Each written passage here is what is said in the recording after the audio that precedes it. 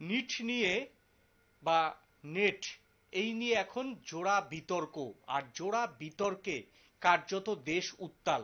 আগরতলা থেকে কলকাতা সব জায়গার চিত্রটাই এক। বিরোধী রাজনৈতিকগুলি নিট এবং নেট নিয়ে সরকারের ঘাড়ে প্রত্যেক দিন চাপ বাড়াচ্ছেন, এবং যে প্রধানমন্ত্রী কয়েকদিন আগে দুর্নীতির ইস্যুতে মুখ খুলেছিলেন, আজকে দেশের শিক্ষা ব্যবস্থায় সব থেকে বড় দুর্নীতির পর তিনি কেন চুপ, এই নিয়ে কিন্তু ইতিমধ্যেই বিরোধী রাজনৈতিক দলগুলি পথে নেমে তাকে আক্রমণ করতে শুরু করে দিয়েছেন।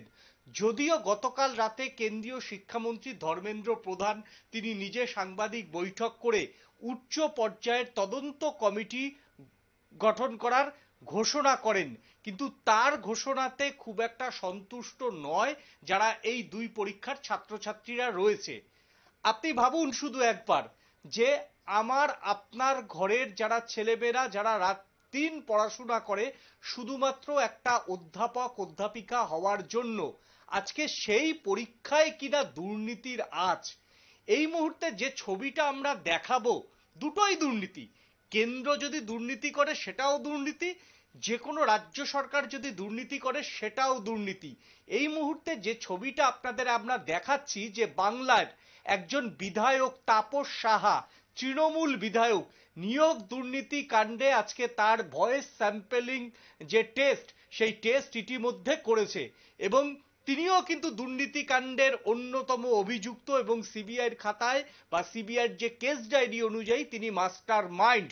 তার বাড়িতে বিগত কয়েকদিন আগে লাগাতার তল্লাশি চালিয়েছেন কেন্দ্রীয় গোয়েন্দার আধিকারিকরা।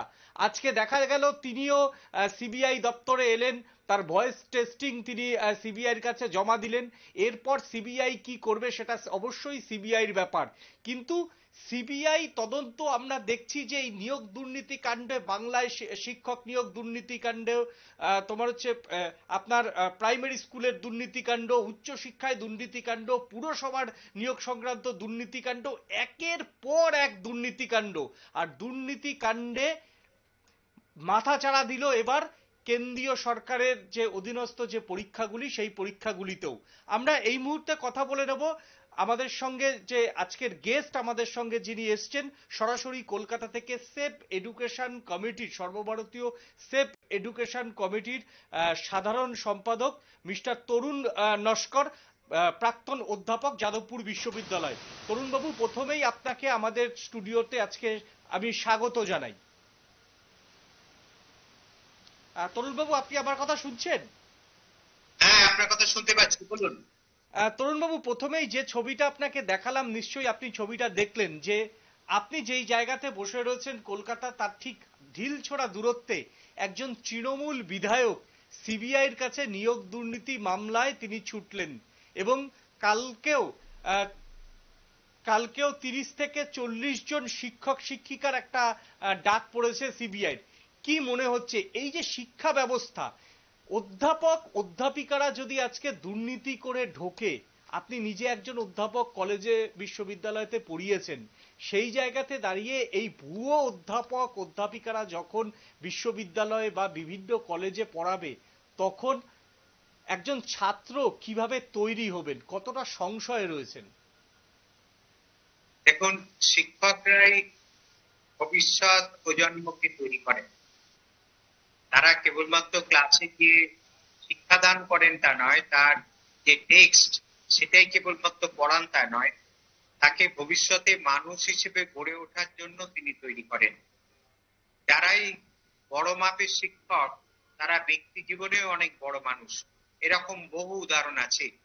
যেমন নেতাজি সুভাষচন্দ্র বসুকে যে শিক্ষক তৈরি করেছিলেন, তিনি কেবলমাত্র শিক্ষকই ছিলেন না, তিনি তার ভবিষ্যৎ জীবন গড়ে তুলতেও সাহায্য করেছেন। ফলে কোনো শিক্ষক তিনি যদি মাথা উঁচু করে ক্যাম্পাসে না ঢুকতে পারেন, তাহলে তিনি তার ছাত্রছাত্রীকে তৈরি করবেন কি করে? যে শিক্ষক দুর্নীতির মধ্য দিয়ে নিয়োজিত হন, তাহলে সেই শিক্ষক প্রথমত দুর্নীতির মধ্যে দিয়ে যিনি নিয়োজিত হচ্ছেন, তিনি কি সত্যি লেখাপড়াটা করেছেন? এটা তো একটা বড় প্রশ্ন। ফলে তিনি ক্লাসে গিয়ে কি পড়াতে পারবেন? আমি এই একদিন আগে দেখছিলাম আমাদের এক কেন্দ্রীয় শিক্ষামন্ত্রী তিনি বেটি বাঁচাও বেটি পড়াও লিখতে পাচ্ছেন না। কেন্দ্রীয় মন্ত্রী, তিনি শিক্ষামন্ত্রী নন, তিনি কেন্দ্রীয় মন্ত্রী। তিনি মধ্যপ্রদেশে। বেটি বাঁচাও বেটি পড়াও লিখতে পাচ্ছেন না। এই হচ্ছে অবস্থা। ফলে আমাদের দেশের গোটা শিক্ষা ব্যবস্থাটাই নিয়ন্ত্রিত হচ্ছে এদের দ্বারাই। এরাই শিক্ষা ব্যবস্থা নিয়ন্ত্রণ করছেন, শিক্ষক নিয়োগ নিয়ন্ত্রণ করছেন, এবং এই যে নেটের যে পরীক্ষা, এই নেট পরীক্ষাতে যারা গবেষণা করবেন তাদের যেমন নির্বাচন হয়, আবার যারা কলেজগুলোতে অ্যাসিস্ট্যান্ট প্রফেসর নিয়োগ হবেন তাদের নির্বাচনও কিন্তু নেটের পরীক্ষার মধ্য দিয়ে হয়। সেই নেট পরীক্ষায় দুর্নীতি হলো। এবং তারও কয়েকদিন আগে যেটা খবর, সেটা হচ্ছে যারা ডাক্তার হবেন মানে কি, তারা হচ্ছে একটা গোটা সমাজের যে স্বাস্থ্য ব্যবস্থা, সেই স্বাস্থ্য ব্যবস্থাকে তারাই দেখভাল করবেন। তাহলে তারা যদি সঠিকভাবে ডাক্তার না হন, তাহলে আমরা যাদের হাতে আমরা অসুস্থ হয়ে যাদের হাতে আমাদের জীবনটা সঁপে দেব, তারা কারা? ফলে এই প্রশ্নটা কিন্তু একটা প্রশ্ন আপনাকে করতে ইচ্ছে করছে যে আগে আমরা দেখতাম কি, যে স্কুলে বা আপনার হচ্ছে কলেজ বিশ্ববিদ্যালয়তে ছাত্রছাত্রীরা শিক্ষকদের দেখলে মাথা নত করত শ্রদ্ধায়। সেই ধুতি পাঞ্জাবি পরা শিক্ষক, তখন হয়তো মাইনেও এত বেশি শিক্ষকদের ছিল না, কিন্তু আজকে শিক্ষকরা কিন্তু অনেক বেশি টাকা কিন্তু মাইনে পায়। সেই জায়গাতে দাঁড়িয়ে কি এই যে শিক্ষকদের এত মোটা অঙ্কের টাকা দেওয়া হয়, এত বেতন দেওয়া হয়, তার জন্যই কি এই প্রফেশনে এখন আসতে চাইছে? আগে তো পড়ানোটা একটা প্যাশন ছিল, একটা মানুষের নেশা ছিল যে আমি ছাত্রছাত্রী তৈরি করব। আজকের দিনে কি শুধুমাত্র এই যে রুটি রুজির সেই প্রশ্ন, শিক্ষকতা মানে এই জায়গাতেই কি দুর্নীতির অঙ্কটা লুকিয়ে? না, শুনুন, শিক্ষকতা কখনোই কেবলমাত্র উপার্জনের একটা জায়গা হতে পারে না। কিন্তু আমাদের সমাজে অনেকেই সেই জায়গায় বেছে নিচ্ছেন, কারণ সরকারি চাকরির যে অবস্থা হয়ে দাঁড়িয়েছে, যেখানেই তারা কোথাও সুযোগ পান সেখানে সরকারি চাকরির জন্য তারা আবেদন করেন, এবং হয়তো শিক্ষকতা কোনোদিন করবেন সেটা ভাবেননি, কিন্তু সরকারি চাকরি করার জন্য যান। কিন্তু তারা যদি নিজেদের উপযুক্ত হিসেবে গড়ে তোলেন, তাদের যদি সেই মান থাকে, তাহলে তারা শিক্ষকতা করতে পারেন। কিন্তু শিক্ষকতা করার আরো একটা দিক হচ্ছে, যেটা আমি শুরুতেই বলেছি, কেবলমাত্র উপার্জনের জন্য নয়, এখানে ভবিষ্যৎ মানুষকে, ভবিষ্যৎ প্রজন্মকে তৈরি করা, তাকে নীতি নৈতিকতায় চরিত্র সমস্ত দিক দিয়ে একটা মানদণ্ডে তাকে বেঁধে দেওয়া, এইভাবে গাইড করা, এটা কিন্তু শিক্ষকের কাজ। এখন শিক্ষক নিয়োগ যেভাবে হচ্ছে, এবং শিক্ষক নিয়োগ যারা নিয়ন্ত্রণ করছেন, আমাদের রাজ্যের কথা তো আপনি জিজ্ঞাসা করলেন, এই শিক্ষক নিয়োগ যারা নিয়ন্ত্রণ করেছেন এবং যেভাবে শিক্ষক নিয়োগ হয়েছে, এইভাবে যদি শিক্ষক নিয়োগ হয়, তাহলে যেটা হয়েছে, ধরুন এই যে আমাদের রাজ্যে 26,000 শিক্ষকের মধ্যে সবাই কিন্তু দুর্নীতির মধ্য দিয়ে নিয়োজিত হননি। এবং যেটা বলা হয়েছে সেটা যে 5-6 হাজার শিক্ষক দুর্নীতির মধ্যে দিয়ে নিয়োজিত হয়েছেন, এটাই সরকারি বক্তব্য। যদি এটাই ঠিক হয়, তাহলে 5-6 হাজার শিক্ষক ছাড়া বাকি সমস্ত শিক্ষক, তারা তো তাদের গুণমানের ভিত্তিতেই তারা অর্জন করেছেন এই শিক্ষকতার চাকরি। কিন্তু দেখা গেল যে সবাই চাকরি যখন চলে গেল, তখন যেটা এই যে কথায় আমরা বলি না, মুড়ি মিছি এক হয়ে গেল, এই সবাইকে একই জায়গায় ফেলে দেওয়া হলো। না তরুণবাবু, 27-28 এক সেকেন্ড আপনাকে থামাবো। 27-28 হাজারে 5-6 হাজারের যে অঙ্ক, সেটাও তো একটা বিরাট স্ক্যাম। আমি সেটাই বলতে যাচ্ছি, শুনুন, এটা একটা স্ক্যাম। এই স্ক্যাম নিয়ে আমার বলুন, আমরা শুনতে পাচ্ছি। তরুণবাবু, আমরা শুনতে পাচ্ছি, বলুন আপনি।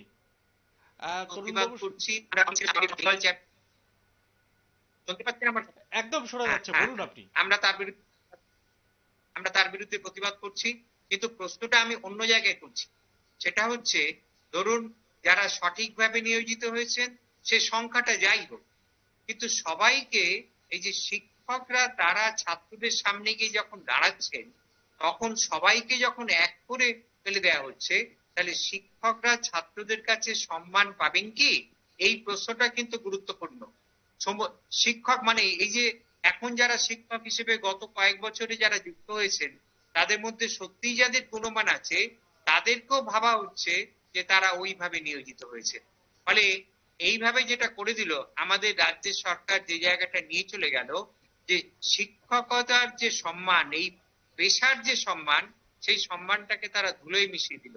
এবং কখনো ছাত্রছাত্রীরা এদেরকে শ্রদ্ধার আসনে দেখতে পারবে না। এই জায়গার জন্য দায়ী কারা? প্রথমত যারা দুর্নীতির মধ্যে দিয়ে যুক্ত হয়েছেন, তারা তো নিশ্চয়ই দায়ী। কিন্তু অ্যাজ এ হোল শিক্ষকতা যে পেশা, যেটা একটা নোবেল প্রফেশন, সেই নোবেল প্রফেশনকে তারা এইভাবে ধুলোয় মিশিয়ে দিল।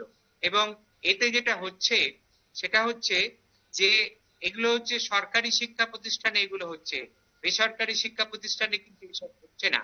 ফলে যেটা হচ্ছে যে অভিভাবকরা তাদের সন্তান এই সরকারি শিক্ষা প্রতিষ্ঠান থেকে নিয়ে গিয়ে বেসরকারি শিক্ষা প্রতিষ্ঠানে তাদেরকে ভর্তি করছেন।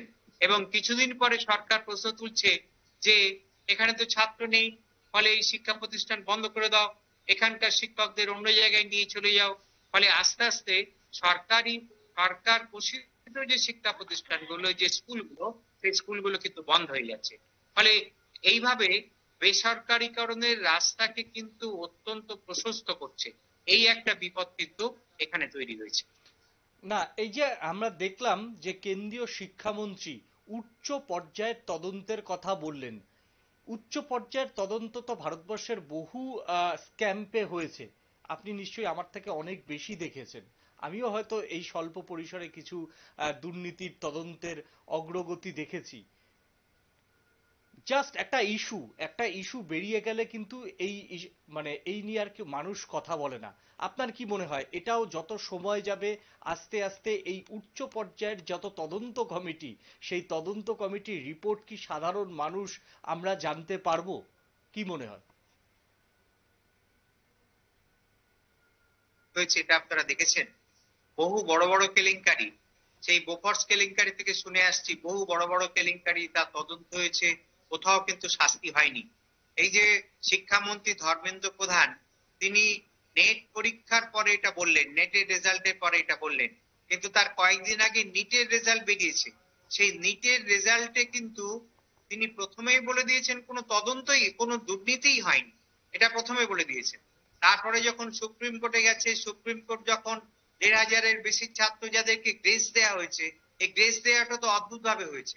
আপনি কোথাও কোনোদিন শুনেছেন যে গ্রেস দিয়ে কোনো ছাত্রছাত্রীকে পূর্ণ নম্বর দেওয়া হচ্ছে? অর্থাৎ ফুল মার্কস দেওয়ার জন্য গ্রেস দেওয়া হয়েছে, এটা কোনোদিন কোথাও শুনেছেন? এখানে কিন্তু ফুল মার্কস দেওয়ার জন্য গ্রেস দেওয়া হলো। এটা কিন্তু দুর্নীতি নয় তিনি বলে দিলেন। তাহলে যে শিক্ষামন্ত্রী এখানে দুর্নীতি নয় বললেন, সেই শিক্ষামন্ত্রী তার 2 দিন পরে যে নিট পরীক্ষা রেজাল্ট বেরোলো, অর্থাৎ নেট পরীক্ষার, অর্থাৎ যেদিনে পরীক্ষা হলো তার পরের দিনই তাকে ক্যান্সেল করে দিতে বাধ্য হলেন। অর্থাৎ দুর্নীতিটা কোথায় গিয়ে দাঁড়িয়েছে আপনারা ভেবে দেখুন।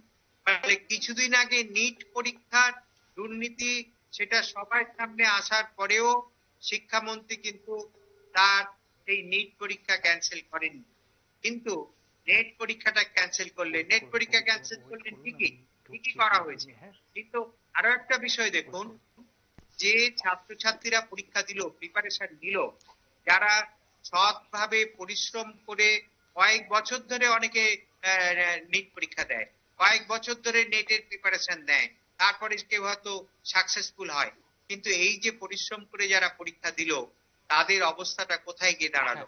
এই যে একটু থামাবো আমাদের সঙ্গে এই মুহূর্তে জুড়ে গিয়েছেন বিজ্ঞান কর্মী প্রদীপ্ত বাবু। প্রদীপ্ত বাবু, যে প্রধানমন্ত্রী ক্ষমতায় আসার পরই দুর্নীতি নিয়ে বিরোধীদের চাঁচাছোলা আক্রমণ করেছিল কয়েকদিন আগে, সেই প্রধানমন্ত্রী দুদিন পরেও কিন্তু নীরব। নিট থেকে নেট এই দুই কেলেঙ্কারি নিয়েই প্রধানমন্ত্রী নরেন্দ্র মোদী পুরোপুরি সম্পূর্ণভাবে নীরব রইলেন। তার তিনি তো অনেক কিছু বলেন, কিন্তু এই বিষয়ে কেন নীরব ইতিমধ্যেই প্রশ্ন তুলতে শুরু করেছে বিরোধীরা। আপনি একজন বিজ্ঞান কর্মী, একজন সমাজ সচেতন মানুষ হিসাবে প্রধানমন্ত্রীর কি বিবৃতি আপনি দাবি করবেন? প্রথম কথা হচ্ছে, গত 10 বছরে আমরা বারবার দেখেছি যে সমস্ত বিতর্কিত বিষয়ে মানে প্রধানমন্ত্রী বা সরকার বেকায়দায় থাকে সেসব ক্ষেত্রে ইনি সাধারণত বিবৃতি দেন না। মণিপুরের ক্ষেত্রে আমরা দেখেছি, এটা আরো বিভিন্ন সময় দেখেছি যে সেই সমস্ত বিষয়ে বিবৃতি দেন যেটা সরকার হয়তো সুবিধাজনক অবস্থায় থাকে। যেমন আমরা রেফারি এর ক্ষেত্রে দেখেছি, কি বলে আরো যে বালাকোট স্ট্রাইক যেটা হয়েছিল ওইগুলোর ক্ষেত্রে আমরা দেখেছি যে উনি সঙ্গে সঙ্গে বিবৃতি দিয়েছিলেন। তো সেটা নতুন কিছু নয়। প্রধানমন্ত্রী যে বিতর্কিত বিষয়ে বা সরকার যেখানে বেকায়দায় থাকে সেখানে যে বিবৃতি দেন না, ওটা এটা ওনার কৌশল বা টেকটিক্স। সেটা এখানে কার্যকরী হবে কি না এই ভোট পরবর্তী সময়ে এবারের নতুন সরকারের ক্ষেত্রে সেটা অবশ্য আগামী দিন আমরা বুঝতে পারবো। এখন মূল বিষয়টা হচ্ছে মানে সরকার ব্যাপারটাকে, তো সরকার বলতে আমরা মানে এনটিএ যে কাজটা করেছে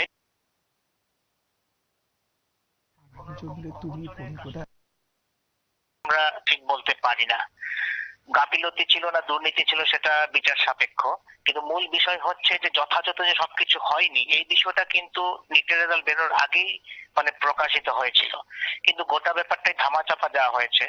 যখন বিতর্ক তৈরি হয়েছে, বিতর্কটা সরকারের ভেতর থেকে আসেনি বা এনটিএ থেকেও আসেনি। পরীক্ষার্থীরা যখন মামলা করেছে সেটা নিয়ে সরগোল হয়েছে, নিটের রেজাল্ট বেরোনোর পর যে অসঙ্গতিগুলো হয়েছে সেই অসঙ্গতিগুলো যখন ধরা পড়েছে তখন ধীরে ধীরে একটু একটু করে খুলতে শুরু করেছে। এনটিএ ব্যাপারটা প্রকাশ করেছে যে গ্রেস মার্ক দেওয়া হয়েছিল, তারপর কেস হয়েছিল, পুলিশে এফআইআর দায়ের করা হয়েছিল, কিছু গ্রেফতারি হয়েছে, সেগুলো যখন ধীরে ধীরে খুলতে শুরু করেছে এবং দেশব্যাপী প্রচন্ড বিক্ষোভ হয়েছে।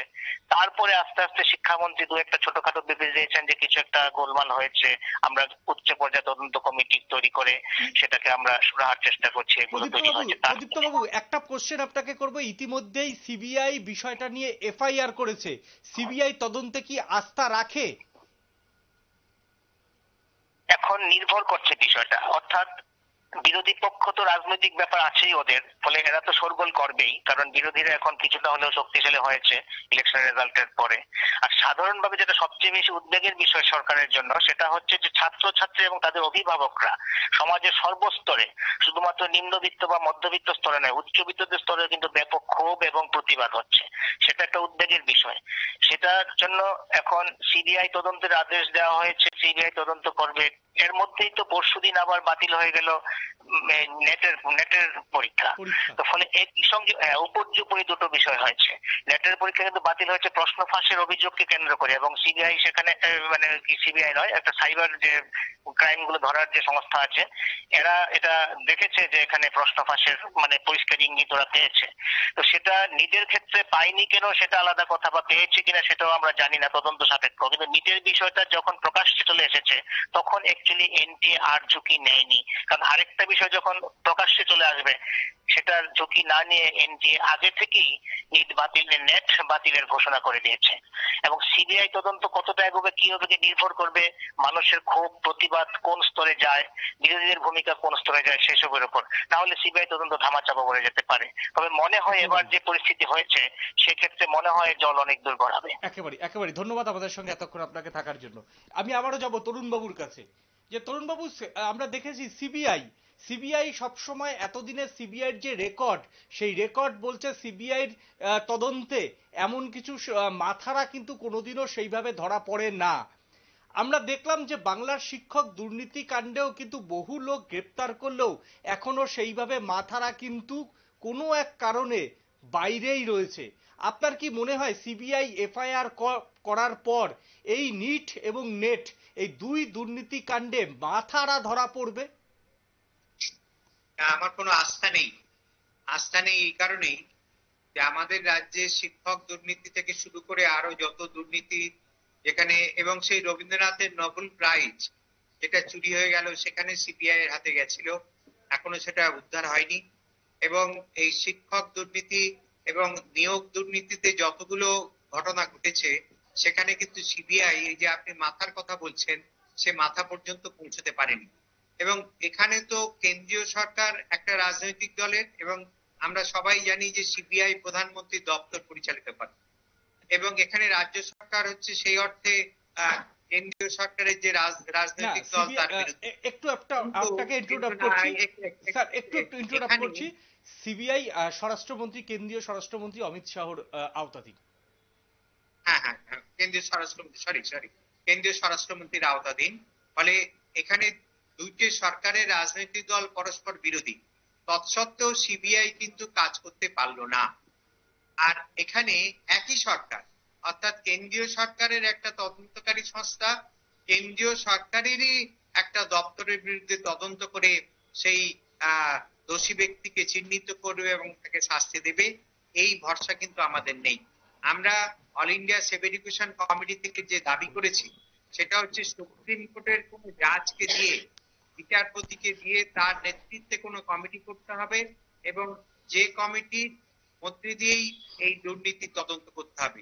সিবিআই দিয়ে কিন্তু কোনো ভরসা আমাদের নেই, সিবিআই এর সেই ট্র্যাক রেকর্ডও নেই এবং এই রাজনৈতিক সিচুয়েশনেও সেটা সম্ভব হবে বলে আমরা অন্তত মনে করি না। একটু আপনার থামাবো, আমাদের মধ্যে এই মুহূর্তে জুড়ে গিয়েছে প্রাক্তন অধ্যাপক পুরুষোত্তম বাবু। পুরুষোত্তম বাবু, প্রথমেই আপনাকে নিউজ ভ্যানগার্ডের পর্দায় স্বাগত। একটু নামটা কারেক্ট করে নিন প্লিজ। পল্লব ঘোষাল মার্জনা করবেন, পল্লব ঘোষাল মার্জনা করবেন, আমার মিস্টেক, পল্লব ঘোষাল।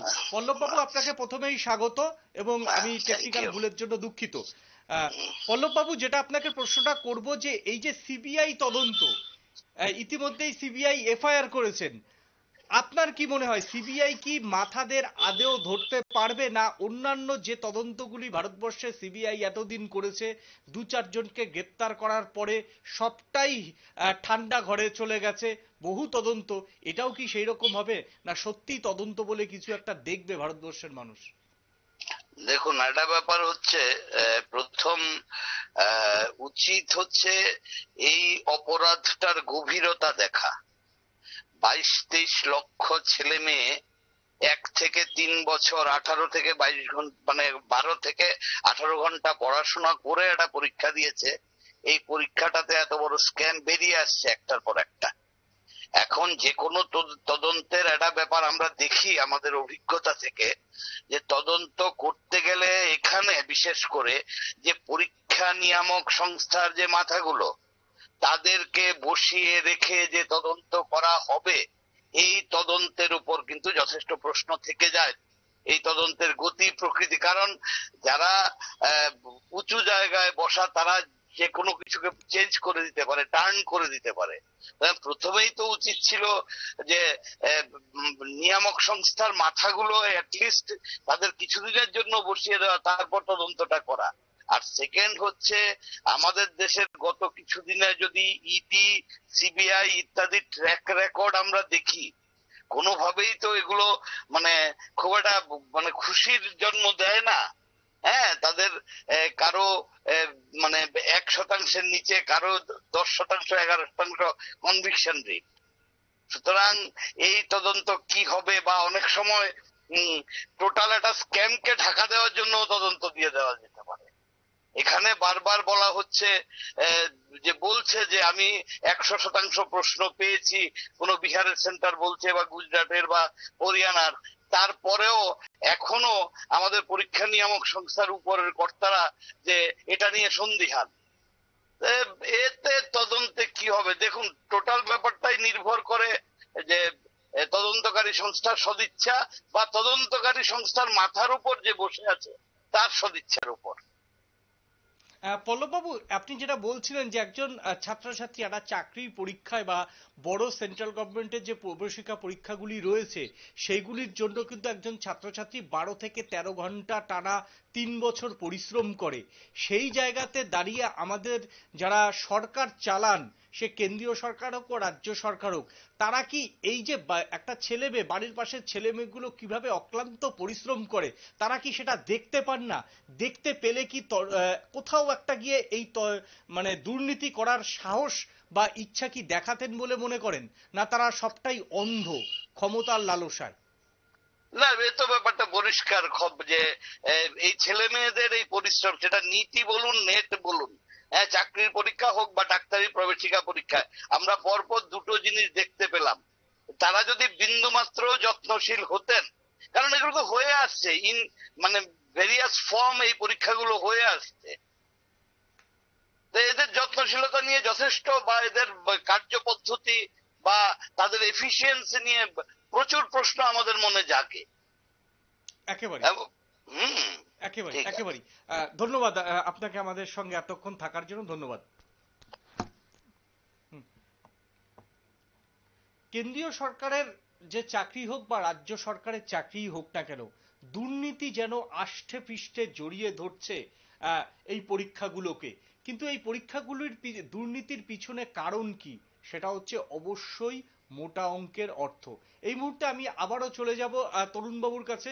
তরুণবাবুর কাছ থেকে জানার চেষ্টা করব যে তরুণবাবু, এই যে দুর্নীতি, যেখানে যুব সমাজ একটা চাইছে দুর্নীতিমুক্ত প্রশাসন হোক, দুর্নীতিমুক্ত সরকার হোক, দুর্নীতিমুক্ত শিক্ষা ব্যবস্থা হোক, কিন্তু বারবার এই দুর্নীতি আষ্ঠে পৃষ্ঠে জড়িয়ে ধরছে আমাদের এই সমাজকে, আমাদের এই শিক্ষা ব্যবস্থাকে।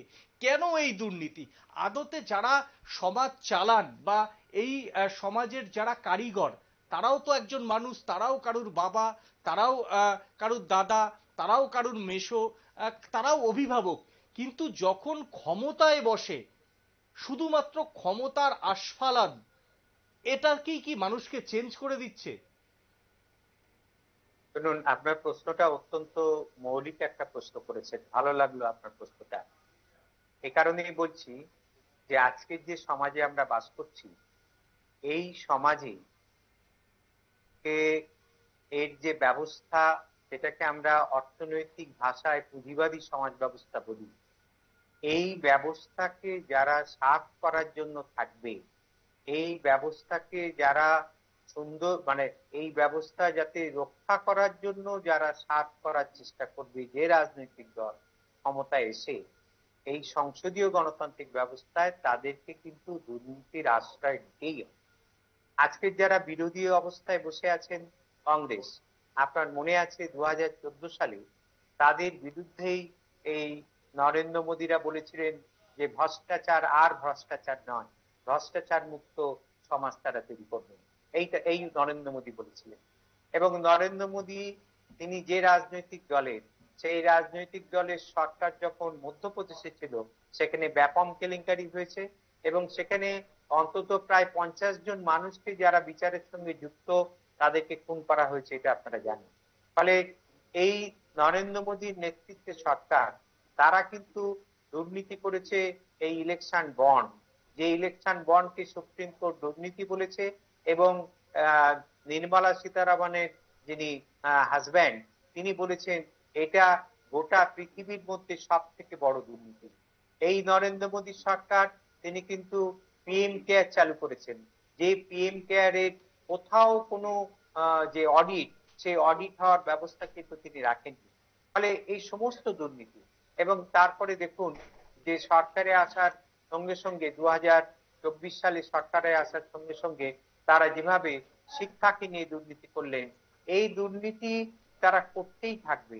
অর্থাৎ যারাই আজকে ক্ষমতায় থাকবে, আপনি ঠিকই বলেছেন, একজন সাধারণ মানুষ, সাধারণ মানুষ, কিন্তু তিনি যখন শাসক দলে যাচ্ছেন, যে শাসক দল পুঁজিবাদের সেবাদাস হিসেবে কাজ করছে, সেই শাসক দল কিন্তু গিয়ে তাদের সম্পূর্ণ চেহারাটা পাল্টে যায় এবং পাল্টে গিয়ে তারা দুর্নীতিকেই নানাভাবে লালন পালন করার চেষ্টা করেন, দুর্নীতির শিকার হয়ে যান, আকণ্ঠ দুর্নীতিতে নিমজ্জিত হন এবং দল চালাতে গেলে তারা এদের কাছ থেকে অর্থ সংগ্রহ করেন।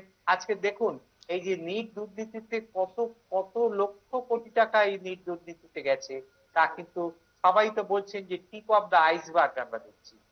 এই যে ছাত্রছাত্রীরা দেখুন, যারা গণতান্ত্রিক ব্যবস্থাতে প্রধানমন্ত্রী নরেন্দ্র মোদীর দল ক্ষমতায় এসছে, আমাদের এই ম্যান্ডেট আগামী 5 বছরের জন্য মানতে হবে, এ বিষয়ে কোনো সন্দেহ নেই। কিন্তু যেটা হচ্ছে বলার বিষয়, যে মানুষ কিন্তু ম্যান্ডেট দিয়ে পাঠিয়েছে তো দুর্নীতি করার জন্য নয়, মানুষ স্বচ্ছ প্রশাসন চালাবার জন্যই কিন্তু ম্যান্ডেটটা দিয়েছে। বিজেপির মধ্যেও যারা বিজেপিকে ভোট দিয়েছেন বা বিজেপির মধ্যে সবাই দুর্নীতিগ্রস্ত তেমনটা নয়, কিন্তু দুর্নীতির বিরুদ্ধে এই শাসক দলের অন্দর থেকেই তো ওঠা উচিত, বা বিপ্লবটা এখান থেকেই ওঠা উচিত। সেই জায়গাতে দাঁড়িয়ে শাসক দলের নেতারা সব চুপ কেন? কোথাও কি একটা কম্প্রোমাইজিং রাজনীতি ভারতবর্ষকে গ্রাস করছে বলে মনে হয়? আমি তো ব্যাপারটা অনেকটা মৌলিকভাবে আপনাকে বলার চেষ্টা করলাম যে ব্যক্তিগতভাবে যে যাই হোক না কেন, ব্যক্তিগতভাবে কেউ সৎ হতে পারেনি, কিন্তু যখনই এই রাজনৈতিক দলের হয়ে তিনি কাজ করছেন, তখন তাকে এই দুর্নীতিকে আজকে সম্পূর্ণভাবে তার ভিকটিম হতে হবে, তার শিকার হতে হবে, তাকে লালন পালন করতে হবে, তার থেকে সুযোগ সুবিধা নিতে হবে, এই সব কিছুকেই করতে হবে। কারণ এই যে কোচিং সেন্টার গুলো, এই যে কোচিং সেন্টার কোচিং মাফিয়া হিসেবে কাজ করছে, এই কোচিং মাফিয়া গুলো আজকের এই পরীক্ষা ব্যবস্থা কন্ট্রোল করছে। ফলে তাতে যে হাজার হাজার কোটি টাকার যে লেনদেন হচ্ছে, এই হাজার হাজার কোটি টাকা কি কেবলমাত্র কোচিং সেন্টারের মালিকরাই নিচ্ছেন? এখানে কি আপনাদের মনে হয় না যে শাসক দলের কোথাও শেয়ার আছে? শাসক দলের শেয়ার আছে, শাসক দল তাদেরকে তো সম্পূর্ণভাবে প্যাট্রোনাইজ করছে, শাসক দলের শেয়ার সেখানে আছে। ফলে তারা কোনো একজন ইন্ডিভিজুয়াল কি ভাবলেন না ভাবলেন সেটা কিন্তু বড় কথা নয়, এটা একটা সিস্টেম। এই সিস্টেমের মধ্যে যারাই যাচ্ছেন তাদের কিন্তু দুর্নীতি ছাড়া আপনি আর অন্য কোনো কিছু দেখাতে কিন্তু পারবেন না। এমনকি একদম শেষের দিকে চলে এসেছি। এই দুর্নীতি কাণ্ডের দায় নিয়ে ইতিমধ্যেই কি ধর্মেন্দ্র প্রধানের পদত্যাগ করা উচিত? যদিও সদ্য নির্বাচিত, একেবারে তিনি দায়িত্ব নিয়েছেন, কিন্তু চেয়ার শেষ কথা বলে আমাদের ভারতবর্ষের এই গণতান্ত্রিক ব্যবস্থায়। ধর্মেন্দ্র প্রধানের কি পদত্যাগ করা উচিত? আমরা ধর্মেন্দ্র প্রধানের দায়িত্ব নিয়ে পদত্যাগের দাবি করেছি। তিনি নিজে বলেছেন কোথাও দুর্নীতি হয়নি, নিজের ক্ষেত্রে বলেছেন কোথাও দুর্নীতি হয়নি, অর্থাৎ দুর্নীতিকে তিনি আড়াল করার চেষ্টা করতেন। দায়িত্ব সবটাই তার। জাতীয় শিক্ষানীতির মধ্যে দিয়ে কিন্তু ন্যাশনাল টেস্টিং এজেন্সি তৈরি হয়েছে, যে national testing agency NEET, NET, JEE সমস্ত কিছু, সমস্ত বড় বড় কম্পিটিটিভ পরীক্ষা তারাই কিন্তু কন্ডাক্ট করছে। যাদের কোনো ইনফ্রাস্ট্রাকচার নেই, যাদের ম্যান পাওয়ার নেই, যারা শিক্ষক নন, কেবলমাত্র নমিনেটেড কিছু মনোনীত কিছু লোকজন, তারাই কিন্তু গোটা এই বড় বড় যে কম্পিটিটিভ পরীক্ষা, সর্বভারতীয় যে প্রতিযোগিতামূলক পরীক্ষা, সেই সর্বভারতীয় প্রতিযোগিতামূলক পরীক্ষাগুলো তারা পরিচালনা করছে। তাহলে পরিচালনা যারা করছে, যাদেরকে দায়িত্ব দিয়েছে, এই সবকিছুর পেছনেই কিন্তু আছে ধর্মেন্দ্র প্রধান, এবং তারও পেছনে আছেন তার রাজনৈতিক দল এবং প্রধানমন্ত্রী।